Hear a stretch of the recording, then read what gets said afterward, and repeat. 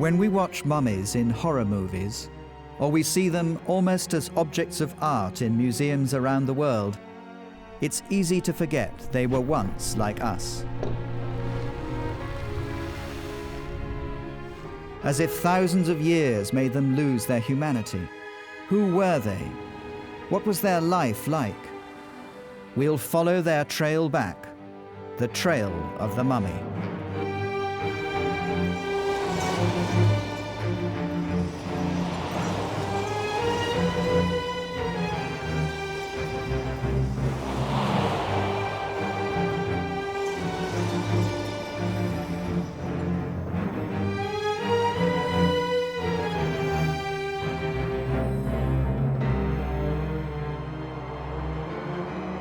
For thousands of years, the ancient Egyptians mummified their dead to keep their bodies intact for all eternity. They were meant to be safe forever in their final resting place. But it's clear that mummies needed all the protection they could get from their fellow men, because in ancient Egypt, criminals were always on the lookout. Although these crimes were punished severely, they weren't easily deterred. Local businessmen would break into a tomb and steal the coffins. Special laws were put in place to prevent embalmers from raping their dead clients. And even government officials looted graves and destroyed the mummies within. As a result, a lot of our information about the history of Egypt has been lost forever. If you look at the archaeology, really a lot of the evidence about daily life escapes you. If you look at the mummies, you get the truth. They are really a museum of disease, of diet. Everything is preserved within the mummy. So I think you can't study ancient Egypt and understand it properly without studying the mummies. They're the key to understanding what life was like in ancient Egypt.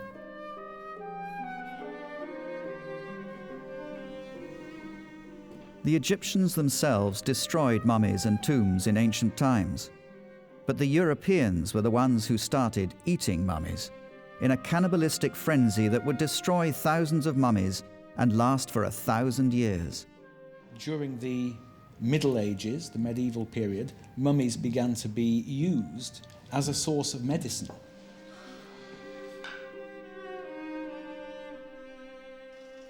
But the largest destruction of mummies began in the 18th and 19th centuries, when scientists, tourists, and tradesmen alike got their hands on them.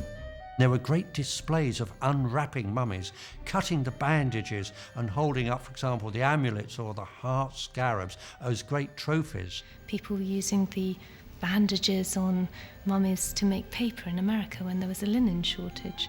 I mean, they were used to actually put in the furnaces of the railways in Egypt. So even the Egyptians had a quite strange attitude to their own artefacts. But the mummy frenzy did not stop there.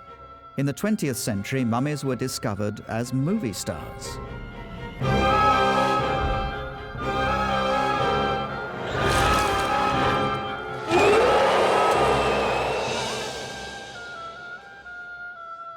After all this abuse, it's a miracle some of them survived at all.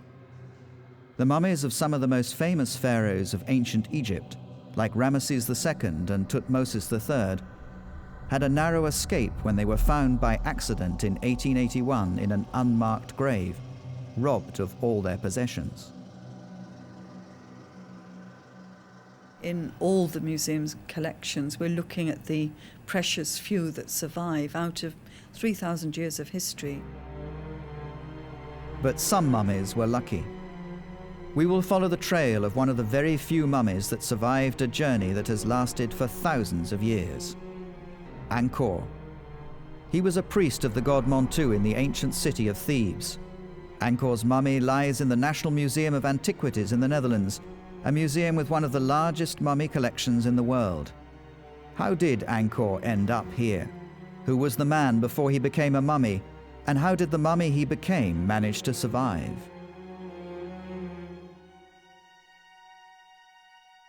I think Anchhor is very lucky to have survived throughout the ages, throughout all the possible dangers and disasters that could have befallen the mummy.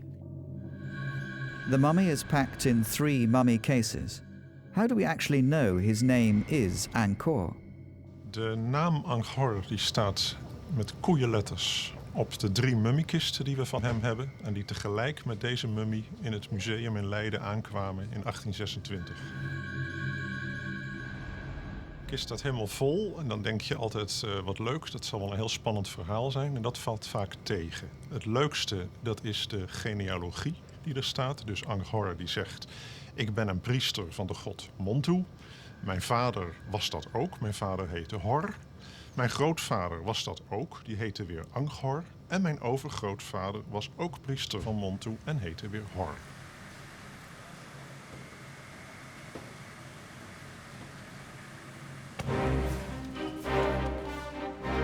Egyptologist Martin Raven worked together with a leading hospital to examine all the mummies in the museum, including Anchhor.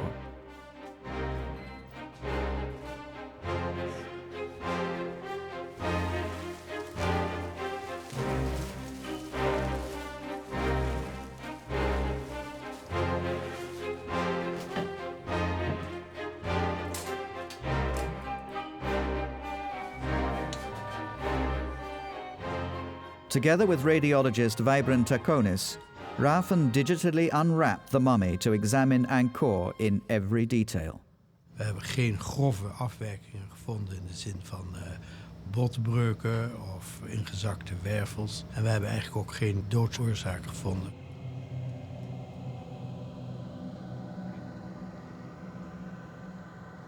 De oude Egyptenaren hadden natuurlijk buitengewoon slechte gebitten. En dat is vooral door de slijtage van meel waarin allerlei fragmentjes van steen en gruis voorkwamen, waardoor het kauwvlak enorm werd afgesleten. Anchhor valt op doordat er geen tanden missen en dat er ook geen grove ontstekingshaarden aangetoond zijn.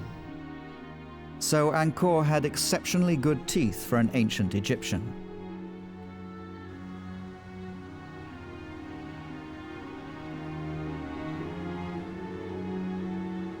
His mummy tells us he was around 5'6" tall, and he probably died before he was 40, a normal age in ancient Egypt. His mummy is covered with amulets to protect him, and on his chest lies a bead net of blue faience, representing the heavenly stars.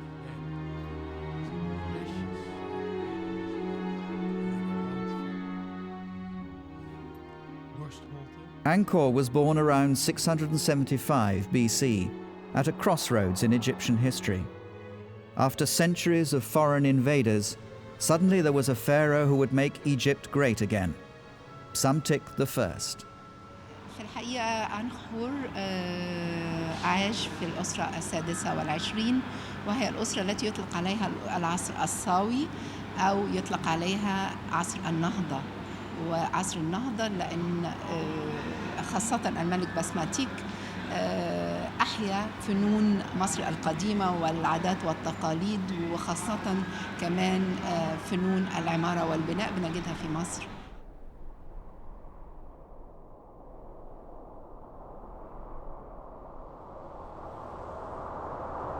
I think when Psamtik united Egypt and when he brought Egypt together, there must have been a great sense in Egypt that this was the greatness of Egypt coming back. Can you imagine how emotional that must have been for Egyptians to think we've cast off the times of chaos, the invasions of the Assyrians, and now we have one true king again? At that moment, it must have seemed that Egypt could again be the greatest power in the world.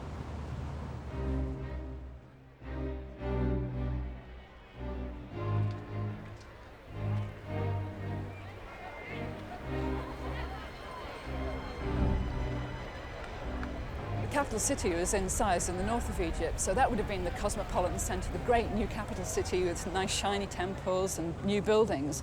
But Thebes seems to have retained its position as a kind of antique relic from the past, a very holy, holy city. And in Saite times, the temples of Thebes were already nearly 1,000 years old.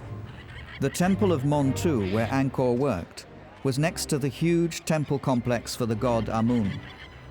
Montu was an important war god in Egypt, but the spiritual and worldly center of Thebes was the temple of Amun-Ra.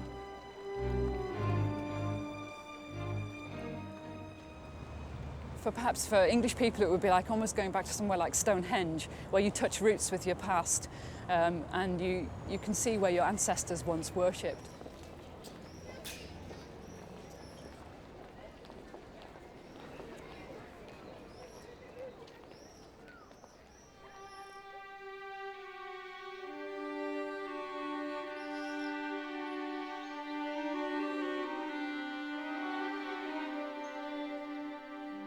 We have to go back to Egypt to retrace Anchor's steps.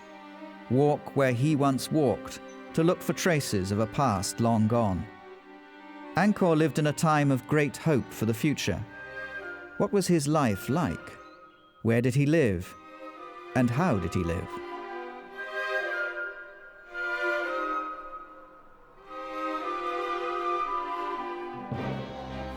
This is Montu's temple where Anchor once worked. These scattered stones and a gate built centuries after Anchor's lifetime are all that is left.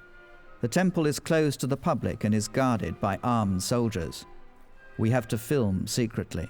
But together with the information from Anchor's mummy and coffin, we now have enough information to travel more than 2,500 years in the past to ancient Thebes.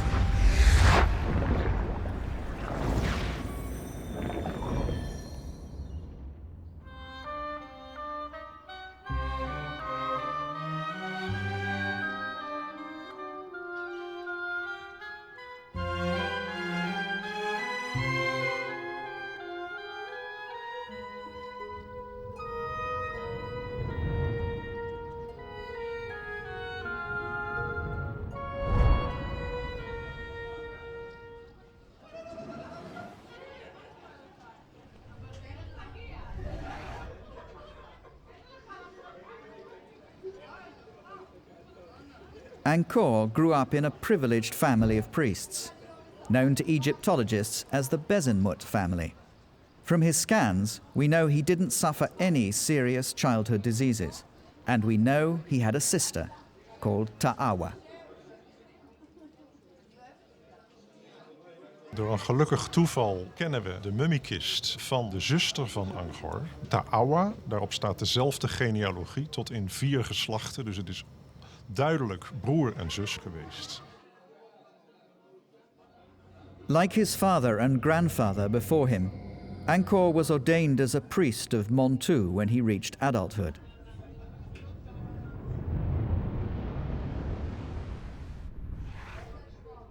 But what did it mean to be a priest of Montu?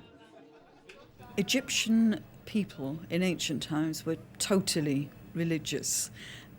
They worshipped seemingly many gods, but these are probably facets of a belief in a supreme god.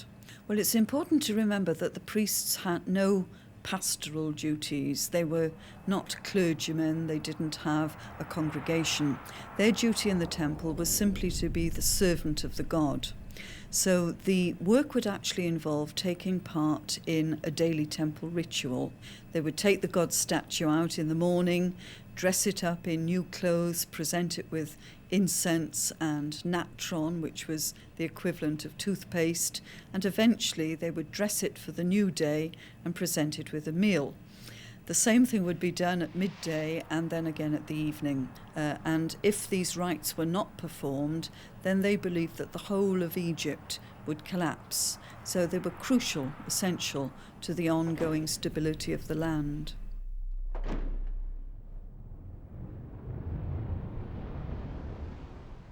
De farao maakte tenminste eens in het jaar zijn gang door die grote tempel van Karnak. En tegen de tempel van Karnak aan staat de tempel van Montu, waar Anchor werkte. Dus hij moet de farao regelmatig gezien hebben. Want bij die evenementen stond natuurlijk de hoogste priesterschap gewoon in rijen langs de kant klaar.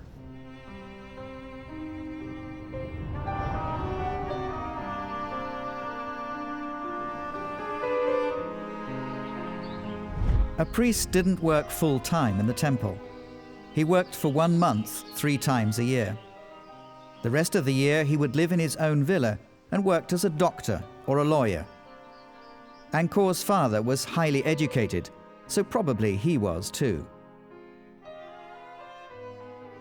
Anchhor would definitely have been able to read and write, not only hieratic, which was the cursive everyday form of writing, but the sacred writing, Egyptian hieroglyphs. So he would have had knowledge of the inscriptions within the temple.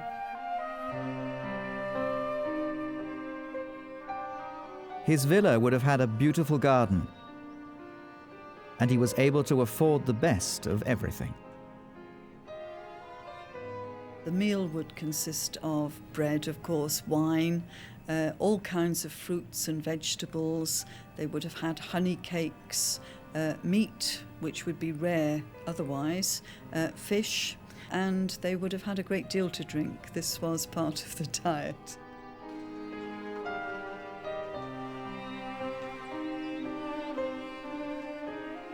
Anchhor had plenty of time for other activities. He could participate in the harvest feasts, the remembrance ceremonies, and the spring festivals. And being a member of the elite class of ancient Thebes, he would not have had to worry about day-to-day survival. Many of his relatives had high positions in the temples of Thebes, and during the reign of Psamtik they steadily grew more wealthy. One of Anchor's favorite pastimes would have been to go out of the city and enjoy the countryside, and of course hunt or fish. But there were many other ways of passing the time. Leisure time in ancient Egypt, if you were a priest of Montu, could be spent entertaining friends at parties and banquets. You could spend time with your wife listening to a harpist, the equivalent of listening to the stereo system. So all the activities people would really enjoy today, I suppose, they had in ancient Egypt. Another favourite pastime was a board game called Senet. The game of Senet was popular in everyday life. It's a board game and it has quite a complex set of rules. I've certainly tried to play it on a modern board. It's very difficult. Er wordt vaak gedacht dat de Egyptenaren hele bonte kleren hadden. Dat is het beeld wat je krijgt uit de verfilmingen van Hollywood. Het tegendeel is waar. De Egyptenaren waren heel sober gekleed. Ze hadden over het algemeen witte linnen gewaden. Ruimvallende, hemdachtige gewaden. Linen wasn't just a piece of cloth. It said, who am I? Who do I want to be? Now for Anchhor, for his clothing, he would have chests. A poor person would have baskets, but Anchhor would have chests. Not only that, but he would make sure that his servants put the fold lines in, because every type of garment is folded differently. So from a distance you know what it is. And to have the fold lines in says, here I am, I'm somebody, I have servants to look after my clothing, I have more than one. So he would have had a large collection of clothing that was looked after by his wife and then by the servants.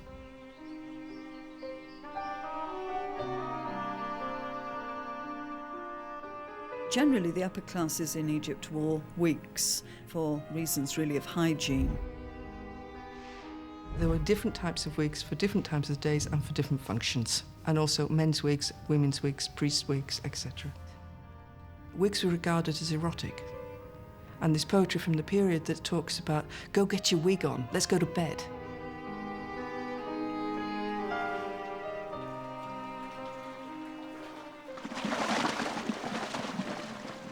The washing is basically men's work. Women did not do that. And that was because most of the textiles were washed in the Nile, and there was the danger of the crocodiles. Anchhor probably married within his own priestly family and would undoubtedly have had a lot of children. The usual marriage was monogamous, but the man could and sometimes did take secondary wives or concubines. We know many of his relatives, not just his sister. To Egyptologists, this family is known as the Bezenmut family. The remains and sarcophagi of Anchor's relatives are to be found all over the world. Most of them are in the Egyptian Museum in Cairo. في قاعة 31 في المتحف المصري، وهي القاعة التي تضم مجموعة من التوابيت الخاصة بكهنة العديد من الآلهة المصرية، فمنها طبعا أسرة الكاهن عنخور.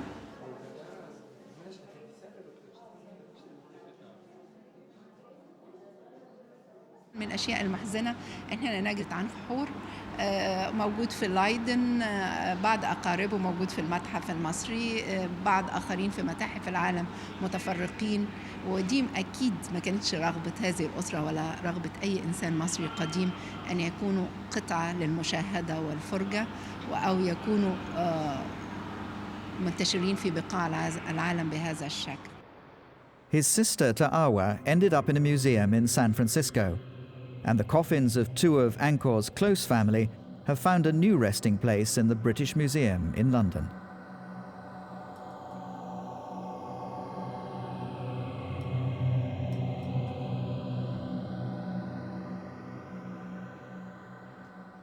The coffins of Anchor's great-grandfather, Hor, were discovered, we think, around the 1820s. And all we really know about Hor is what is contained in the hieroglyphic inscriptions on his coffins and on the coffins of his descendants. But the key fact is that he was a priest of the god Montu, which was an office held by many members of the Besenmut family in Thebes. I'm standing next to the inner coffin or mummy case of a man called Besenmut. He's the one known as Besenmut III to Egyptologists, and he would have been a cousin or a collateral relative of Anchhor. We know from these inscriptions that he was a priest of the god Montu, and what it actually says here is words spoken by the Osiris, which means the deceased, the priest of Montu, lord of Thebes, Besenmut. He would be part of a group of priests. Each of them would have just one specific job to do. And Besenmut's job was putting a little garment, a miniature garment, around the gold and silver statue of the god. It probably only took him a few minutes, and that was his job done for the day. Death was everywhere in Egypt. Life was very comfortable for the upper classes, but little was known about fighting disease. So people had to prepare for death. Anchhor is naar een atelier gegaan waar ze dan die lijkkisten maakten. En hij heeft gewoon opdracht gegeven om speciaal voor hem zo'n set te maken. Dus hij heeft dat ongetwijfeld gezien zelf en de kwaliteit gecontroleerd.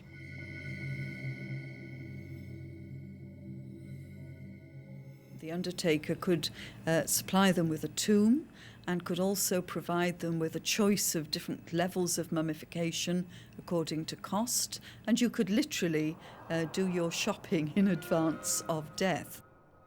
At that time, Egypt used a barter system. Money was unknown, but businessmen were still cutting corners.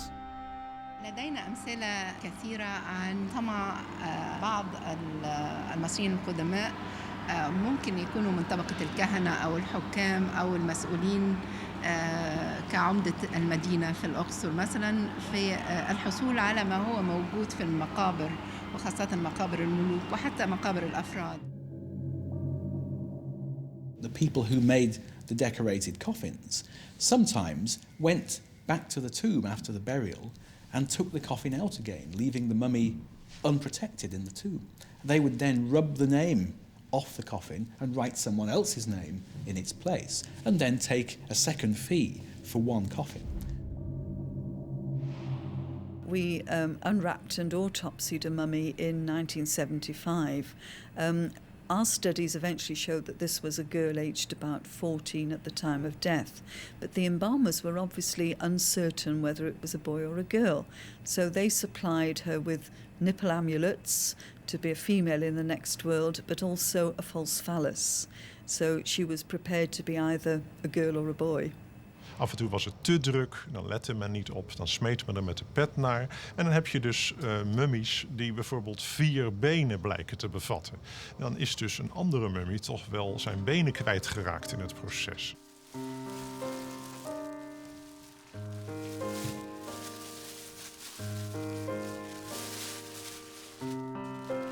Something's definitely wrong with many human mummies, but the state of the hundreds of thousands of animal mummies is even worse.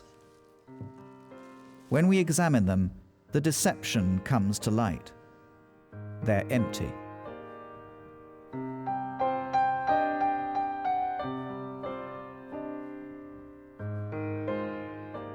people were defrauding the pilgrims who were coming and paying their money in good faith and getting in return a bundle of earth or a pile of rubbish wrapped up to look like a mummy. So there was clearly a racket going on.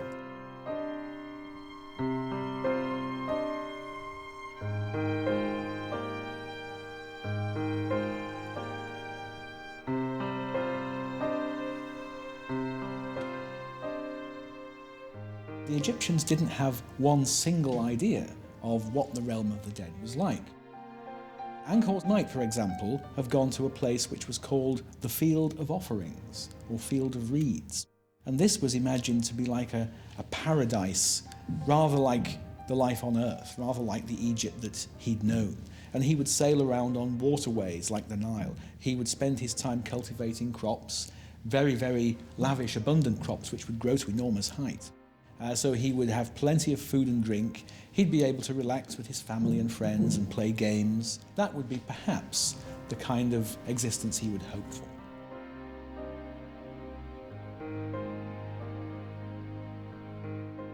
There must have been large areas devoted to the mummification procedure, which was, a big business really, because you have this constant flow of people dying and being mummified. So I'm sure there would have been a series of tents. No buildings or structures have ever been found where this was carried out, so we assume it was done in tents. We can find references to stars and planets in almost every temple of ancient Egypt. Stars make an eternal cycle across the night sky, but they seem to disappear for 70 days when they're invisible in the sky during the daytime. There is a certain symbolism in the fact that the mummification process took precisely 70 days, after which the soul of the deceased would be reborn as a mummy. We don't know what disease ended Anchor's life, but we know that his body was mummified for those 70 days in a tent on the west bank of the Nile. Luckily, this time the embalmers did what they were supposed to do.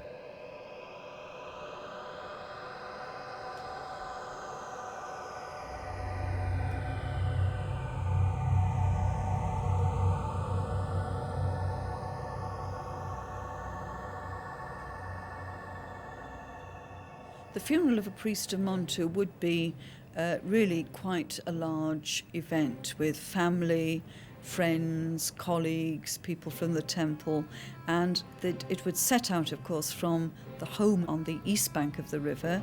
The mummy would cross the river by boat, and then they would start the long climb up to the burial site.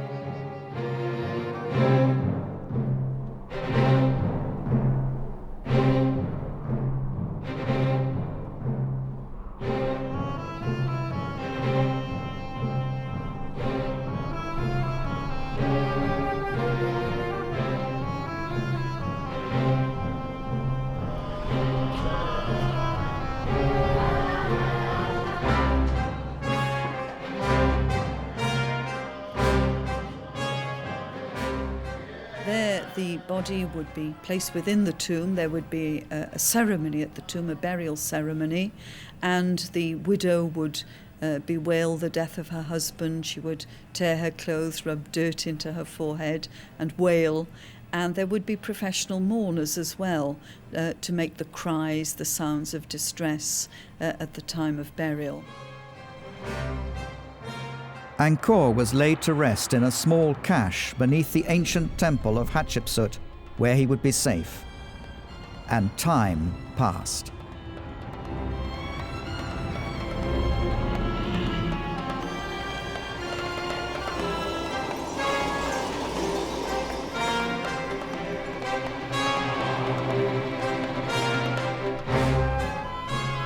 Alexander the Great came and went.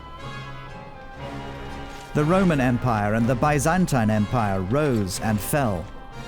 We passed the birth of Christianity and of Islam until the Middle Ages, where mummies became big business for the first time.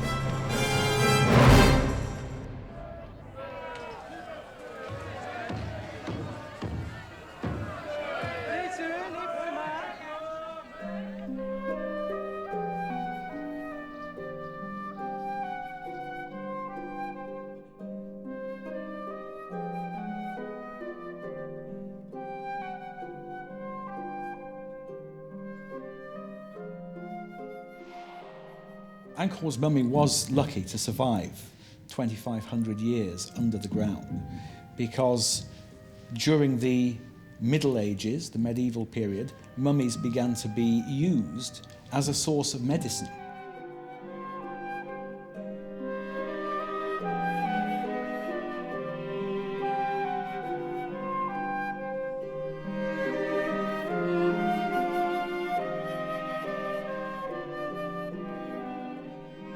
Mummies were actually ground to a powder, and the powdered tissue, the powdered human tissue, was used as a medicament. And they began to become big business because people would sell these mummies to European apothecaries for that purpose. They were valuable enough to make it worth your while actually making mummies out of criminals, people who died, slaves. So, you know, any dead body would do, and it apparently didn't take very long. There are quite gruesome stories about, there's one particular one about Ethiopian doctors actually making their own mummy while the person was still alive, and it starts with, take a more of the best complexion, so you choose someone who's very dark.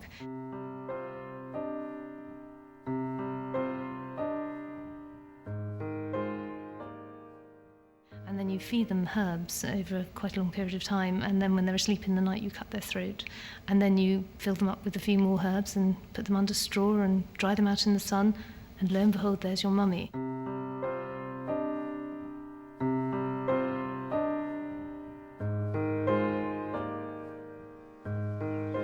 But times were changing.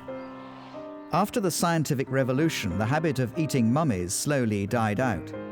The French surgeon Ambroise Paré said it caused pain in the heart and stomach, gave evil-smelling breath, and induced vomiting. But mummies were not only used as medicine, they were also used as paint. We're surrounded by British 19th century painting, the sort of paintings which probably use mummy. So we may have human remains all around us and not know it. And in particular, Israel in Egypt by Pointer was fascinated by Egypt.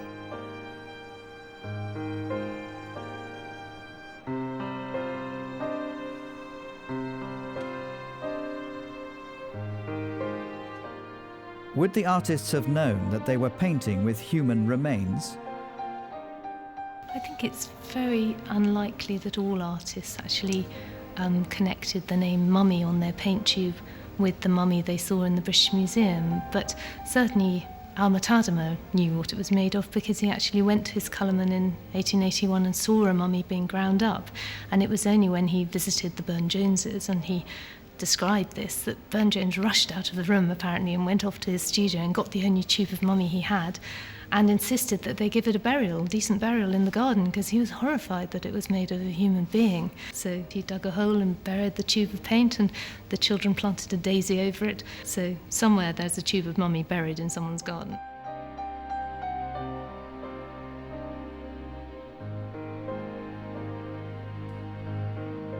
Sources differ as to which bit's the best bit. Some people say what you want is the muscles, and the muscles give really good brown paint. Other people say mix it all up, use the bandages, bones and everything, and you'll get a rather nice greyish brown. Other people say that ruins the tone. So conflicting information about how much of the mummy was used. And frankly, it was a rotten pigment. You know, it cracked, it was a rather boring colour.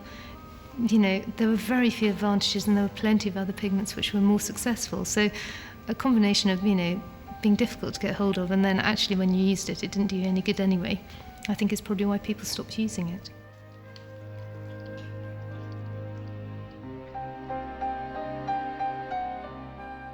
And there are other uses to which mummies were put.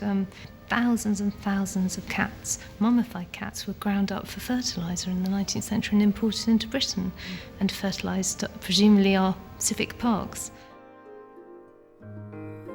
Anchor's mummy was lucky not to be ground up and sold as medicine, or used for paintings, or for brown paper bags in America, or as fuel for steam engines. But even larger threats were looming on the horizon. Anchor's mummy was also lucky because when his mummy was discovered in the 19th century, those of many of his close relatives disappeared. Maybe they had already been destroyed by tomb robbers, or it may be that the men who actually discovered the mummies sold them apart from their coffins, so that now they're unidentifiable. The coffins of Besenmut III and his great-grandfather Hor are beautiful but empty. And most of the coffins of Anchor's relatives in the Egyptian Museum are lost forever. Even Anchor's sister Ta'awa is missing. Is this her? We will never know. For the ancient Egyptians, this is quite literally a fate worse than death. And who is to blame for all of this? It was the great period of excavations in Egypt, and there was a huge amount of rivalry between the governments of Prussia and France and England, all sending their representatives in to try and get the best mummies and bringing them back.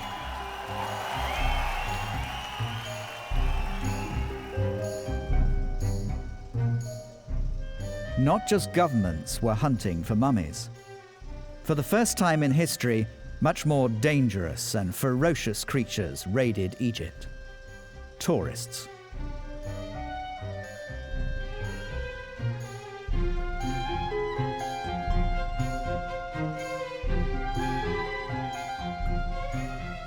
There is a story that a British collector came to Thebes and managed to secure the mummy of the governor of Thebes, and was all very pleased with himself until he decided on the way home that maybe it had something interesting in it, particularly golden coins. This was what he was most interested in. So he stopped, had the thing broken up, and actually found it was empty and ended up tossing it into the Nile.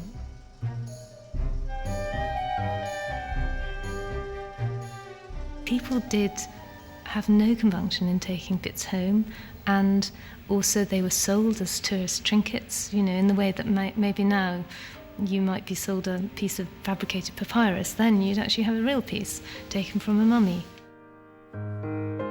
Tourists and governments alike did the most horrendous things with mummies. 2 English women tried to smuggle out a head, but threw it in the Mediterranean when it began to smell. The famous writer Flaubert treated himself to the foot of a mummy. Bram Stoker, the man who created Dracula, had a sarcophagus in his study. And then there was one of those weird 19th century customs, unwrapping mummies. In the 19th century, it became a popular pastime to unwrap an Egyptian mummy in public. And often these mummies had been collected by aristocratic travellers who had gone to Egypt, brought them back, say, to London or Paris or Leiden, and they would invite all of their friends, everyone who represented high society at that time, to come along and see a mummy unwrapped.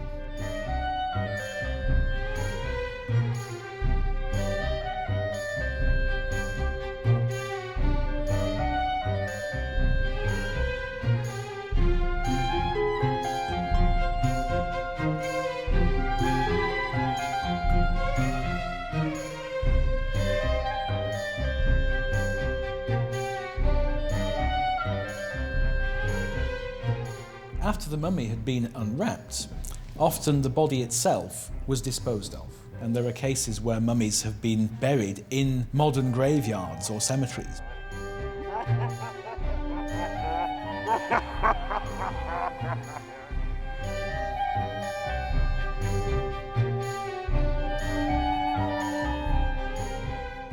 So how did Anchhor survive all this?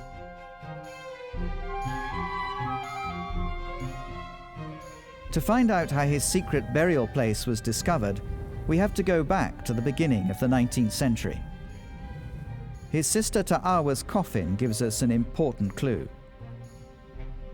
Her coffin was discovered by one of the most charismatic adventurers in those early days of Egyptology, Giovanni Belzoni. Who was this man, this Indiana Jones of the early 19th century, who probably saved Anchhor from destruction?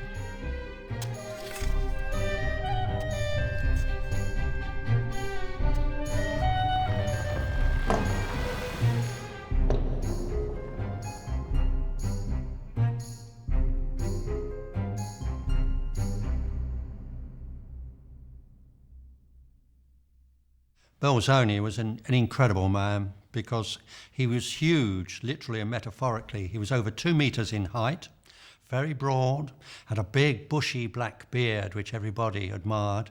And of course when he was in Egypt he dressed in what was then called Turkish clothes and looked magnificent in them. Now, Belzoni's younger life was rather strange. He was the son of a humble barber. He'd studied for the priesthood, he'd studied hydraulics in Rome, came to Britain and then went on the halls, the music halls, as a strongman. He used to carry around the stage what he called the human pyramid, with a dozen people or so suspended on a frame. It was absolutely quite amazing.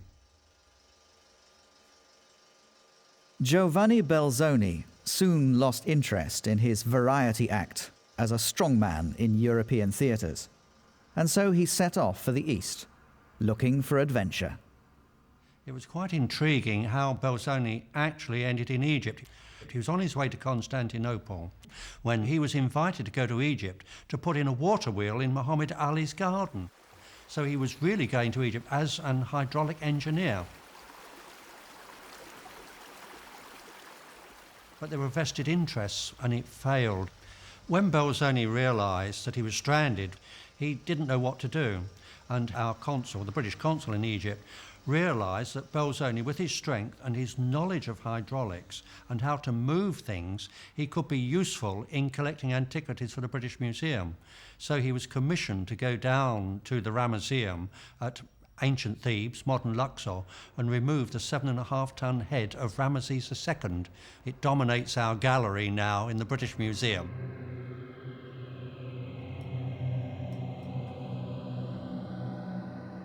But Giovanni Belzoni discovered so much more.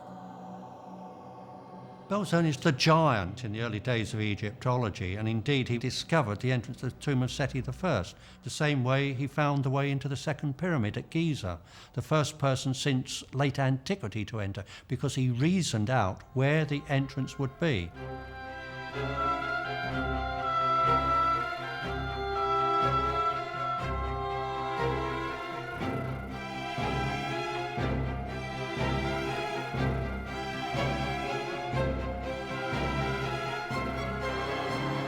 We mustn't judge Belzoni by modern times. He entered a tomb using a battering ram, which we wouldn't do nowadays. And there's one delightful part in his narrative in his book where he slips.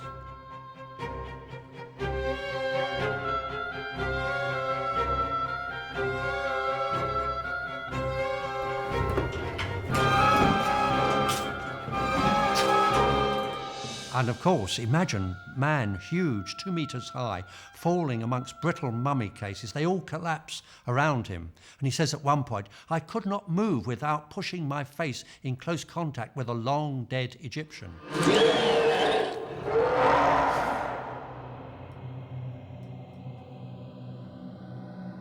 Belzoni's death is very sad. He decided to go on the last great exploration to find the source of the river Niger.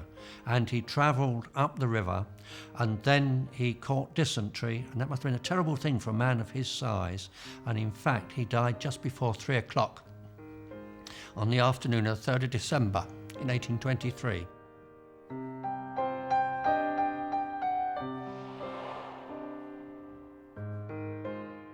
I've been interested in Belzoni now for over half a century, over 50 years, and he's still my hero. In Belzoni's time, nobody could read hieroglyphics. It took the brilliant Champollion and the Rosetta Stone to understand the ancient Egyptians at last. Finally, it was possible to read the inscriptions on the two monuments. Finally, we learned that the name of the perfectly preserved mummy in the National Museum of Antiquities of the Netherlands was Anchhor. The translations of hieroglyphics made clear that Egyptian civilization was more ancient than Rome's or Athens, and that their dead should be respected. It made Egypt all the more fascinating.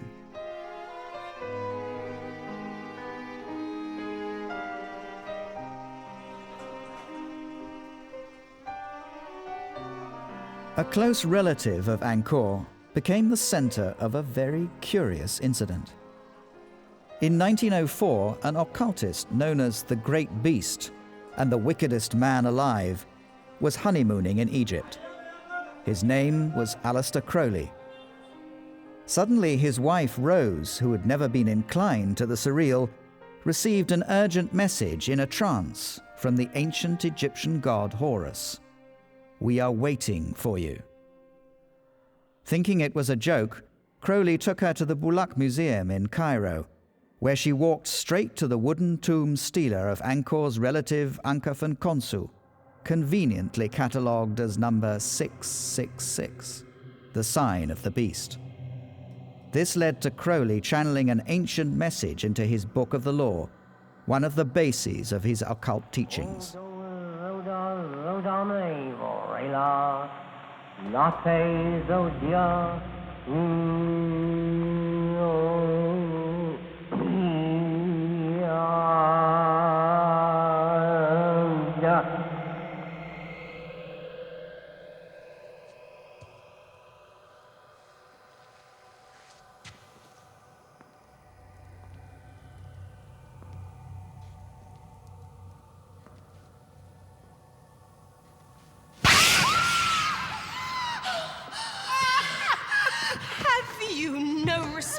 The dead.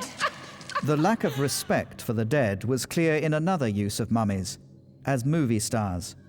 Even the royal mummies were no exception, especially Ramesses III, whose robust looks became an ideal example for horror movies. من الأشياء الغريبة استخدام الهيئات أو الشركات القائمة على صناعة السينما موميا مثل مومياء رمسيس الثالث مثلا كعنصر من عناصر الرعب. هم الحقيقة بيضعوا نفسهم في موقف مضحك للغاية.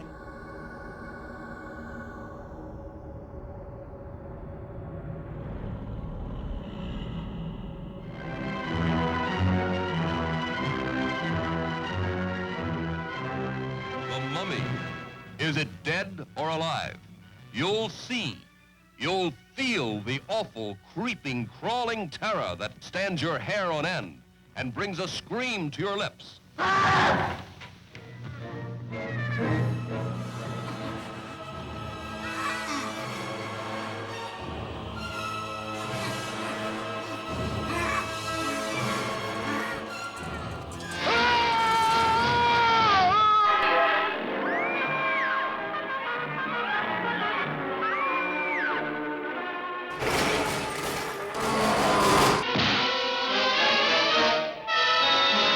He who robs the graves of Egypt dies.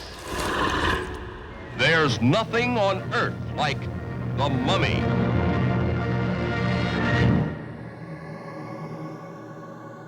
عندما أدخل قاعة المومياوات الملكية أشعر باحترام شديد لهؤلاء الملوك العظماء، وأشعر أن هناك ارتباط يربطني بهم، وأكني أقف أمام أحد أجدادي.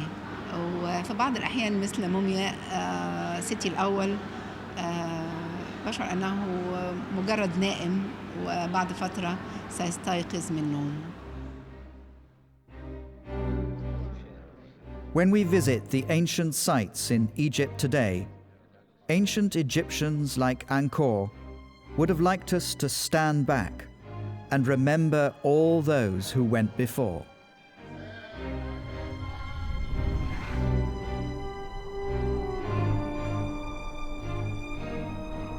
Anchhor has survived. His name lives forever, which is what the Egyptians would have wanted, and has survived in such a way that we can actually approach him and actually see him physically.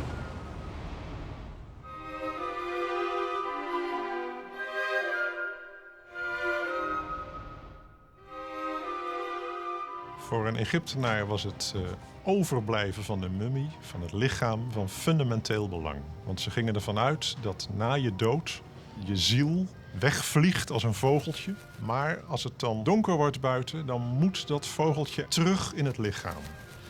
Nou, de ziel van Anchhor heeft die kans. Zijn mummie bestaat nog, zijn lichaam is nog intact.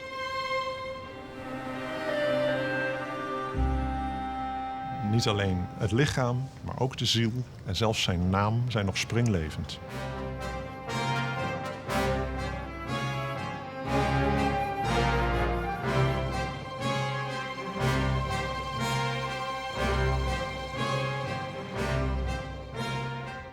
Anchor's mummy survived for more than 2,500 years.